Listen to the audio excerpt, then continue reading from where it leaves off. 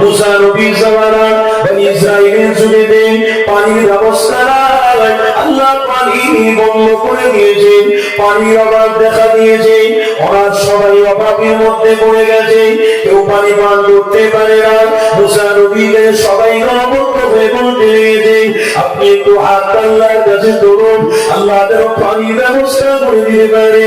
ওই সময় মুসা নবী সবাইকে নিয়ে দাঁড়িয়ে আল্লাহর কাছে হাত তুলেছে, দোয়া চাইতে লেগেছে। বনি ইসরাঈলের সাথে করে নিয়ে মুসা নবী দোয়া চাওয়া হয়ে গেল, পানির ব্যবস্থা এখনো হলো না।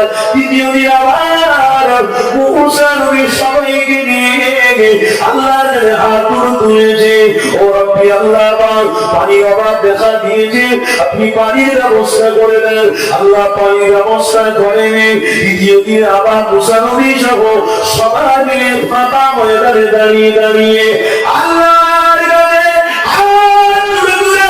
বিমারির মতো কান্নারের মতো আল্লাহর কাছে বলতে লেগেছে, মুসা ও রব্বি আল্লাহ পানির ব্যবস্থা করে দিন।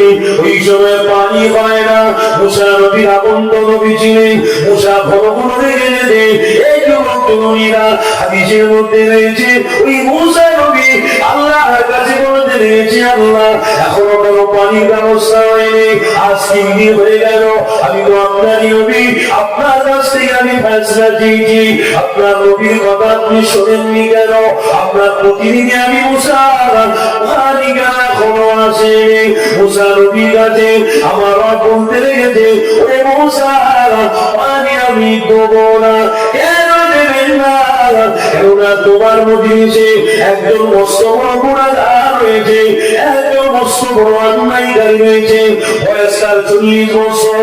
ওই গুনাহগার অন্যায়কারীরা যতক্ষণ না মজলিস থেকে বেরিয়ে যাবে আমি আল্লাহ পানি দেবো না। ওই ব্যক্তিকে বেরিয়ে যেতে পারো, কেননা ওকে আমি নারাজ হয়ে গেছি, ওর প্রতি আমি দুঃখী হয়ে গেছি, ওর প্রতি আমি নারাজ হয়ে গেছি।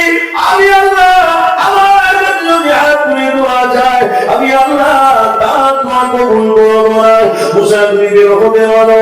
ওই সময় মুসা নবী সবাইয়ের কাছে বলতে লেগেছে, বাবা রে যাও, কে আছো বাবা?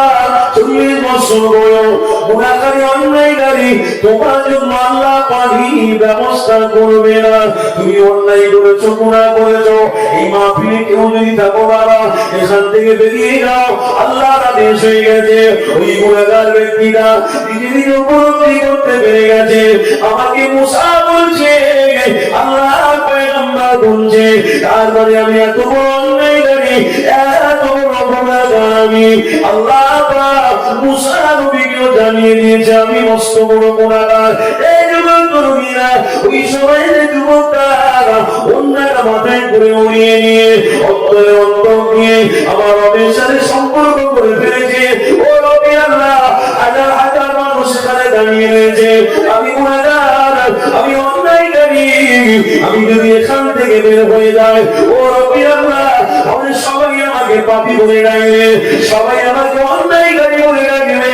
ও রবি আল্লাহ আমি আর কোনদিন গুনাহ করব না, আল্লাহ তুমি আমাকে মাফ করে দিন, আল্লাহ আমাকে ক্ষমা করে দিন, আল্লাহ আমাকে মাফ করে দিন। ওই সময় অন্যায়কারী তওবাটা আল্লাহ পছন্দ করে ফেলেছে। আল্লাহ নিজে বলেছে, ইন্নাল্লাহা ইউহিব্বুত তাওয়াবিনা, যে আমার সঙ্গে সম্পর্ক করে, যে আমার সাথে সম্পর্ক রাখে, যে আমার কাছে তওবা করে, আমি কাউকে দেখবো না, আমার বান্দাকে দিন থেকে আমার সাথে সম্পর্ক করে, আমি আল্লাহ তার গুনাহ মাফ করে থাকি। আর এই মজলিসের মধ্যে এই গুনাহগার ব্যক্তিটা আল্লাহর সাথে সম্পর্ক করে ফেলেছে, আল্লাহর কাছে বলছে, আল্লাহ মাফ করে দাও, মাফ করে দাও, আমি একমাত্র গুনাহগার, আমার থেকে বড় গুনাহগার কেউ নেই। ওই সময় আল্লাহ বলছে, যা বান্দা রে লা তাকনাতু মির রাহমাতিল্লাহ, ইন্নাল্লাহা ইয়াগফিরুদ যুনুবা জামিআ, ইন্নাহু হুয়াল গফুরুর রহিম। আমি আল্লাহ তোকে মাফ করে দিলাম আমার সে সম্পর্ক রাখার জন্য।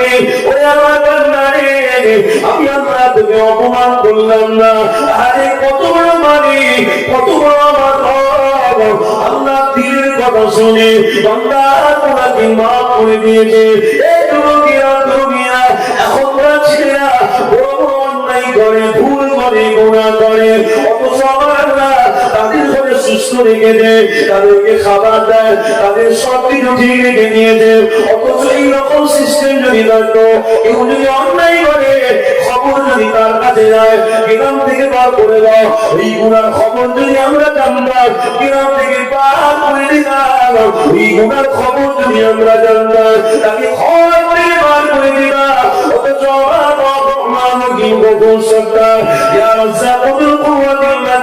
আমার রব থেকে বার করেনি, আমার রব রহমত থেকে তাকে বঞ্চিত করেনি, আমার রব রিজিক থেকে তাকে বঞ্চিত করেনি, আমার রব দুনিয়া কোন জিনিস থেকে বঞ্চিত করেনি। কেন দেব? আমার রব আমার বান্দাকে ভাই ভালোবাসে।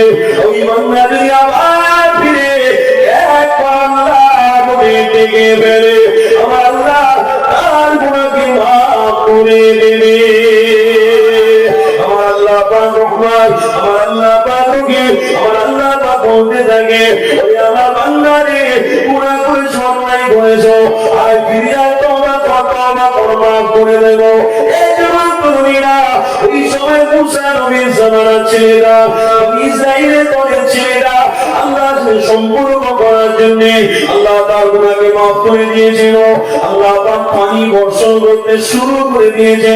ওই সময় মুসা নবী আমার রবকে জিজ্ঞাসা করতে লেগেছে, ও রব্বি আল্লাহ, কেউ তুমি হলো না, একজন কেউ বাড়িয়ে গেল না, তবু পানি এসে গেল, কি ব্যাপার বুঝতে পারলাম না। ওই সময় রব্বি আল্লাহ বলতে লেগেছে, ওরে মুসা, এই মজলিসের মধ্যে যে গুনাহগারী ছিল, অন্যায়কারী ছিল, সে আমার সাথে দিল্লির সম্পর্ক করে ফেলেছে, আমি আল্লাহ তার গুনাহ মাফ করে দিয়েছি। মুসা নবী তখন বলতে লেগেছে, ও রব্বি আল্লাহ, একবার তার সঙ্গে আমার দেখাটা করিয়ে দেন, আমি ওই গুনাহগারকে দেখতে চাই, ওই গুনাহগারের সঙ্গে একবার কথা বলতে চাই। আমার রব বলেছিল, মুসা, ওই গুনাহগারের সঙ্গে তোমার সঙ্গে দেখা করাবো না, কারণ গুনাহগারের সঙ্গে আমি আল্লাহ আমার ব্যাপার ছিল, মুসা তোমার গুনাহগারের সঙ্গে কোনো ব্যাপার ছিল না। এ মুসা, ওই বান্দা আমাকে ডেকেছে, আমি আল্লাহ তাকে মাফ করে দিয়েছি। মুসারে তোর ক্ষমতা নেই মাফ করার, আমি আল্লাহ ক্ষমতা মানি, আমি আল্লাহ তাকে মাফ করে দিয়েছি, আমি আল্লাহ পছন্দ করি, আমি আল্লাহ তাকে মাফ করে দিয়েছি। ও মুসা, তুই দেখতে পাবি না, আমি আল্লাহ তাকে আলাদা করে রাখবো, কেননা যে আমার হয়ে যাবে, আমি আল্লাহ তার হয়ে যাব। আজ থেকে প্রতিজ্ঞাবদ্ধ করুন, আল্লাহ তার রাসূলের রাস্তায় থাকবো, বলুন ইনশাআল্লাহ। আরো জোরে বলুন, পিছনের বাপেরা বলুন, আর আমার ভাইরা পিছনে বলুন, সিলসিলায়ে হক মুসাদ্দিদ জামান, আলা পীরের হক সিলসিলা, গ্রামবাসী বৃন্দ, আলা পীরের ভক্ত মুরিদগণ, আমার কথাতে কষ্ট পাচ্ছেন নাকি? একটা বিষয় নিয়ে কথা বলেছি, একটা বিষয়, তওবা তওবা। এই বিষয়ে কথা বলতে গেলে অনেকক্ষণ লেগে যাবে, আরো কাটিয়ে দেবো, কোনো অসুবিধা। এদিক ওদিক করার থেকে বান্দাকে একটা বিষয় বলো, ওটাই যদি সে আমল করে নিতে পারে, আলহামদুলিল্লাহ সে কামিয়াবি।